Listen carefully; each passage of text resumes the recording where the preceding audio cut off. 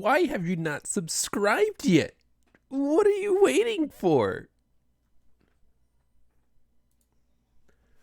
What's up, Planet Earth, Yu-Gi-Oh community, Cyber Dragon fans, all of the above? I hope you guys are having a wonderful day. And today, what I have for you is another play-by-play. Now, originally, I was looking for a Salamangreat matchup to see how they're kind of keeping up with the format these days. But I stumbled across a Cyber Dragon player that we had in a previous video again, and this time the player was playing against Thunder Dragons, and I'm thinking, well, since we're all fans of the archetype anyways, might as well capitalize on the moment. And boy, oh boy, quite the moment we ran into here. But enough boasting about it. Let's get into it so you guys can see what the heck I'm talking about. And before we jump right in, if you guys like these kinds of videos, consider hitting the like button, hit the subscribe, ring the notification bells. That way you won't miss any content in the future. Anyways, now that that's knocked out of the way, all the boring logistical kind of hoorah stuff is out of the way, let's jump right into it. You guys remember our old friend Genesis of Ava. Here we are playing Cyber Dragons again. And this time, like I said, we are playing against Thunder Dragons this time. So, Cyber Dragon up on top, Thunder in the bottom. You guys probably already tell just by looking at it. Thunder Dragon players opt to go first by activating Thunder Dragon's effect, discarding it to search out another one, and then activates another one to do the same thing again. Quite the useful effect for Thunder Dragons. Anyways, the Thunder Dragon player proceeds to play Pot of Desires, banishing 10 cards from the deck and then drawing 2, but was met with an Ash Blossom. So no 2 for you. No rhyme scheme intended. The Thunder Dragon player then plays Thunder Dragon Fusion to shuffle his Thunder Dragons back in there to summon out Twin-Headed Thunder Dragon, which threw me for a little bit of a loop. I was kind of confused as to the decision that he's made there. But then he then banishes the Matrix, and sorry, this kind of like threw me for a pretty deep loop here. But basically he banishes Matrix from his hand and the fusion monster he's fusion out to fusion summon, I guess is their way of contact fusing, Thunder Dragon Titan, which is now Thunder Dragon's go-to play at this point. Matrix's effect pops off. He gets another Matrix to his hand. Now, mind you guys that a couple of ban lists ago, Thunder Dragons did lose Colossus. Thank the Yu-Gi-Oh lords. and so now Thunder Dragons go-to plays are usually Titan, and I think some players played Spheres. Obviously, this deck, it's not, I don't know if he's included Spheres or not, but he's banking on Titan to keep him in the game. So, Cyber Dragon player draws for turn, ends up drawing infinite impermanence. What a clutch. He then activates impermanence to shut down Titan's effect and proceeds with his play. Activates Nashrin in the hope that he can get 2 Cyber Dragons out so he can go into his infinity plays, but unfortunately was met with an impermanence. So instead he just gets the one other copy of Nashter, which is okay. He gets something to do. It's not all bad. He links the 2 away for a Cyber Dragon Seeger, a spot on play if I do say so myself, and then proceeds into battle phase using Seeger's effect to double his own attack to get over the Titan. No pun intended, but it's a great reference for Avengers. He then sets Cyberload Fusion as well as Cybernetic Overflow and ends his turn.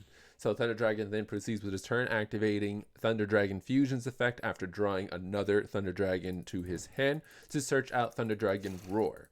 He then discards Roar to add Fusion to his hand and activates Fusion, shuffling back the face-up Thunder monsters in his banish, and I believe was in his grave.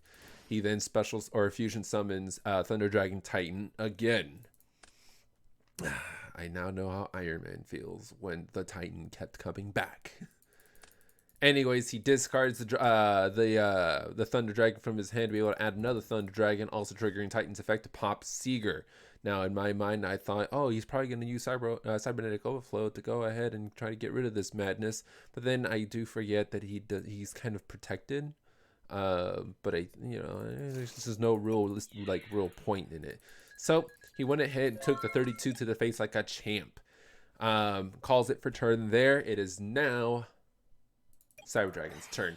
Draws into Cyber Repair Plant, activates to search out no more than the MVP himself, Cyber Dragon Core, one of the greatest normal summons the deck has ever had to offer. Normal summons the card so that way you can go ahead and get Rev System to his hand.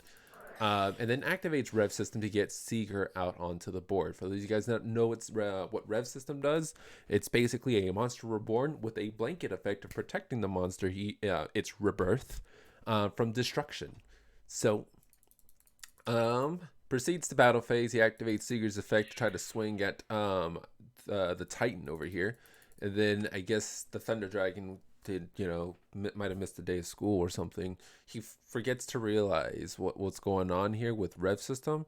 Activate the Thunder Dragon's monster in his hand and attempts to pop Seeger. But, unfortunately, even though the effect did resolve, it failed him because Seeger remains protected and is still on the board to slaughter the Titan. Seeger and Rev System, where were you when the world needed you? We would have had Iron Man still. Anyways, we proceed with dealing 400 attack, but of course the Titan, no, now I'm just pushing for the puns, but the Titan forgets the Seeger does not deal damage the turn he uses his own effect. So we proceed into main phase 2, linking away the core for an Almirage. Now in my mind, I'm like, oh cool, he's got this and he's got this. He's probably going to use this to get rid of some problems, and then uses this to get Rampage, and then use Almirage to protect Rampage because Seegers are already protected. That doesn't happen. He kind of like gun-hos Almirage's effect to protect the already protected Cyber Dragon Seeger. I don't know if Almirage protects him from like anything else. Target monster, he cannot be destroyed by opponent's card effects this turn. Yeah, so I mean, it's all right. He's doing his best here, or her. I don't know if it's a him or a her. I'm assuming. Anyways, so Thunder Dragon player banishes Thunder Dragon Fusion to add. I forgot which card he added. I think it was Duo to his hand. Banishes those two to summon Thunder Dragon Duo. Then adds Matrix because Matrix's effect pops off, and I believe Thunder Dragon Dark Roar, Thunder Dragon Roar. Sorry. Pardon me, I just ate, and so I'm burping a little bit. Activates his effect as well to get Thunder Dragon Dark. Whew. Anywho, he then discards Thunder Dragon Hawk to summon Roar out onto the field, and thus we introduce him to Overflow. Activating Overflow at the summon, he banishes 2 to pop 2. 1, 2. He gets rid of 2 guys. All right. He then normal summons Matrix, links a 2 away for a Phoenix to get rid of the Cyberload Fusion. Like I said, I thought he was going to activate and then kind of go into it, and he does. He shuffles the Nasher and the core back into the grave. You guys thought he didn't do it because this is what I've been picking on in recent light. Anyways, he activates Cyberload Fusion, get Rampage out. Unfortunately, there's nothing for him to pop, so he cannot maximize on Rampage's effect. But he does get the Thunder Dragon Fusion to his hand. He then activates the card. Shuffling a bunch of Thunder monsters basically back into the deck. He gets the Titan back out. Boy, oh boy, this card just doesn't go away. Anywho, let me see what's currently in here. So he's got 1 Titan, he's got 2 Titans. And he probably runs 3 of. Uses Titan's effect by discarding Thunder Dragon to get rid of Rampage. You see what I mean? He should have held on to the Almirage, because then Thunder Dragon Rampage would have stayed on the field. But nonetheless, I digress. Thunder Dragon resolves. He gets another Thunder Dragon to his hand. Cyber Dragon's turn. He draws Core for turn. Normal summons the Core, searches out another Overflow, and then proceeds to contact Fuse for Mega Fleet. For all of you that believe Mega Fleet is out of the game, Mega Fleet is still in the game. Please be a secret rare. Anyways, I might be asking for too much, but anywho. Seeger goes ahead and boots himself up and whacks over the Titan one more time, and then introduces the Thunder Dragon player with a whopping 2400 damage, setting the Overflow ready to take control of the game, which the Cyber Dragon player has already established control. But anyways, Thunder Dragon player basically reduce, reuse, and recycles his entire turn, banishing the fusion to add roar, and then banishing the 2 to get roar back out, and then matrix to hand, as well as getting dragon fusion thanks to dragon dark. Activates the fusion, shuffles his 2 titans. This is why I'm thinking like he should be running 3, because technically if he didn't have a valid target, he shouldn't be able to activate this. But unfortunately, we can't see what's in his extra deck, so we're just gonna assume that he had a 3rd one. So he shuffles his other 2 titans back, as well as another thunder dragon, whatever, and gets a titan back out onto the board. Unfortunately. He then tries to activate Titan's effect to try to, I don't know, pop something. I think he tried to pop the back row. Nonetheless, though, Cybernetic Overflow activates. The Cyber Dragon's quick to respond to try to eliminate some of his problems. Now, he goes and banishes 1 to get rid of 1. I get it. He's got like he could have banished like a core. If he banishes the core, to try to pop the Titan would have just banished 2 and stay in the board and then trigger a bunch more effects. That's essentially why he didn't try to pop the Titan, which is perfectly fine. I can accept that state. Anywho, he resolves all of the effects. He gets Thunder Dragon to his hand, discards to try to pop Seeger again, and he was reminded again that Rev System is protecting him from that kind of destruction. Great. Aloof Lupine was then normal summon, activates his effect to banish 1 in his hand and banish another from the deck to be able to special summon 1 of a similar type out onto the field. He then goes into battle phase, sacrificing his Aloof Lupine and taking some damage, able to get Dragon Roar to his hand. He then goes into end phase, and he was forced to bounce back one of his other monsters because effects. Alrighty, going into the Cyber Dragon's turn, he draws into an Ash Blossom, which is actually pretty good against his deck as of right now, as we just kind of stick to the whole Seeger's safe from this menace type of deal. Goes into battle phase, activates Seeger's effect, and then delivers the pain. Now, this is where things got a little bit weird with this matchup, and this is why I really thought, why not showcase this matchup? The Thunder Dragon player enters damage step, activates Matrix from his hand, and then activates Titan's effect to pop Chimera. So, in his mind, he's thinking, oh, he's eliminating a monster. He accidentally hit attack instead of Centigrave. In his mind, he's thinking there's been a change in the number of monsters, but it's damage steps. So you can't redeclare an attack. But he's not stopping the already existing attack from Seeger.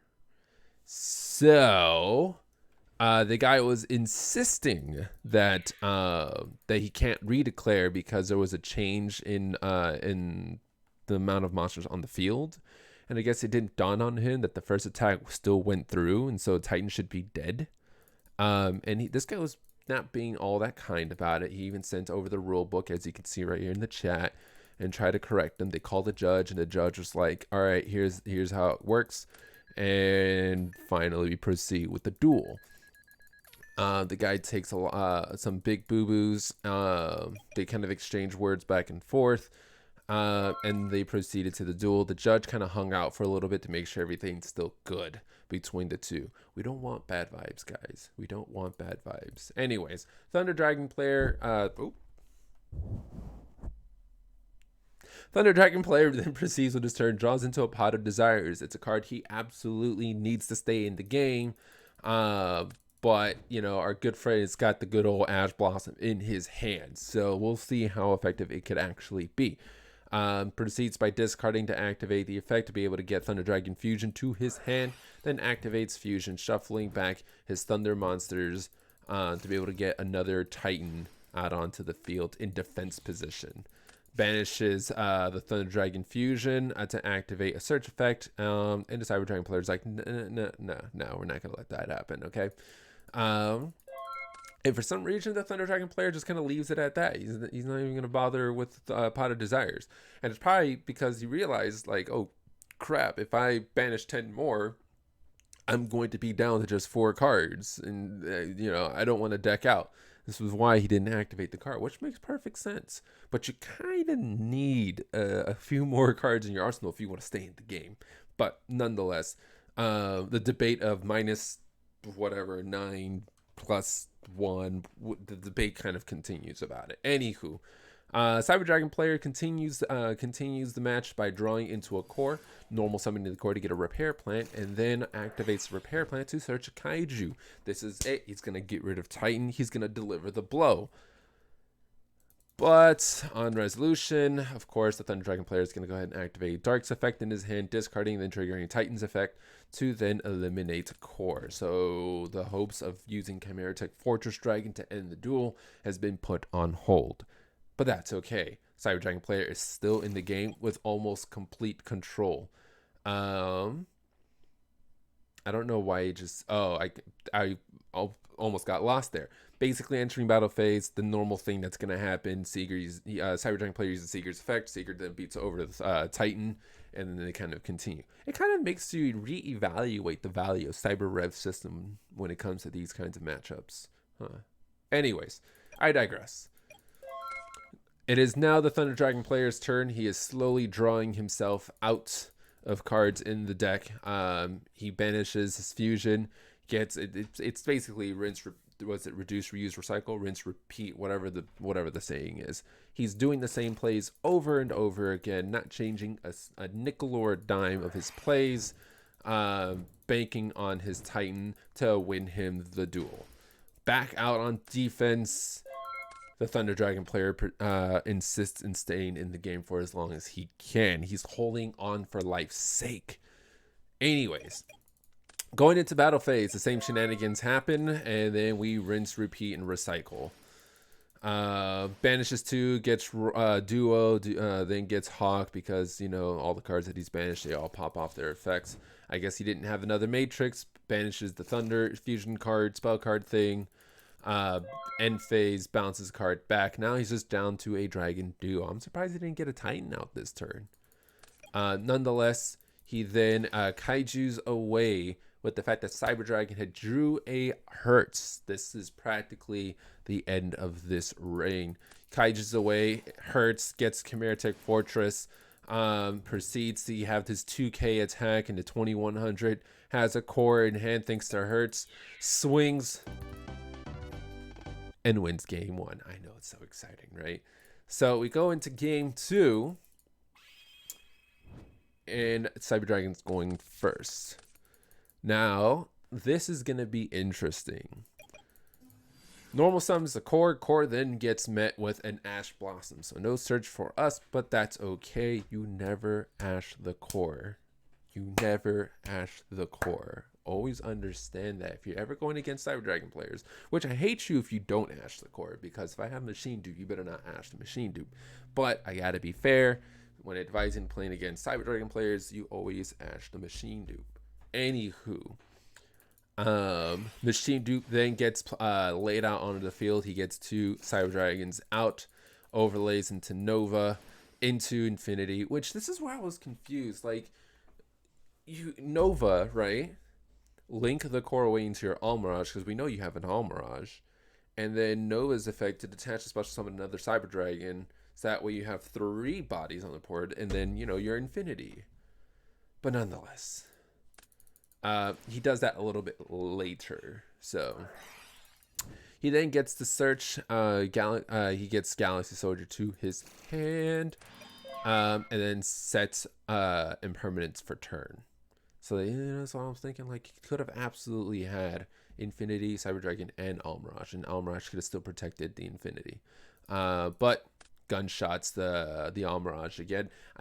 Genesis, if you ever run into this video, I hope you learned something from it. Maximize your plays, man. Maximize your plays. Anyways, he gunshots the Almirage's effect while the Thunder Dragon player is activating all of his Thunder Dragon's effect to discard and search, all that good stuff. Nothing's really changed. He sets a Matrix out onto the board, calls it a turn, which was kind of impressingly disappointing. He's got a hand. I don't know why he's not using it. Nonetheless, he special summons the soldier, activates both Hurts and Soldier's effect to be able to get basically a copy of a Cyber Dragon from either grave or deck, as well as another copy of Soldier. Then gets the other Soldier out, overlays into a Nova. Nova then uses effect to special summon a Cyber Dragon, and then gets another Infinity. Now he's got to deal with 2 Infinities out on the board. Normal summons the core, and then that's the game. I know that was super fast and insane, but I mean, it was super linear. But there you have it, guys. After a devastating blow with the Anaconda effect, which was, I think, was ironic. I think Genesis was also using the Anaconda OTK approach too in the previous run. So this is actually interestingly ironic. We just literally witnessed Anaconda let us down, and then we revert back to this whole combo extensive strategy, and we completely kept Thunder Dragons in check. But then again, Thunder Dragons isn't what it used to be, so it might have been just kind of a coinkydink, right? Nonetheless, though, Cyber Dragons take the win. We redeemed ourselves, and as we move forward into the new matchup. If you guys like more videos like this, feel free to hit the subscribe, hit the like button, but don't hit the road. Like, everybody stay home, stay safe, stay healthy, stay kind, because these are rough times.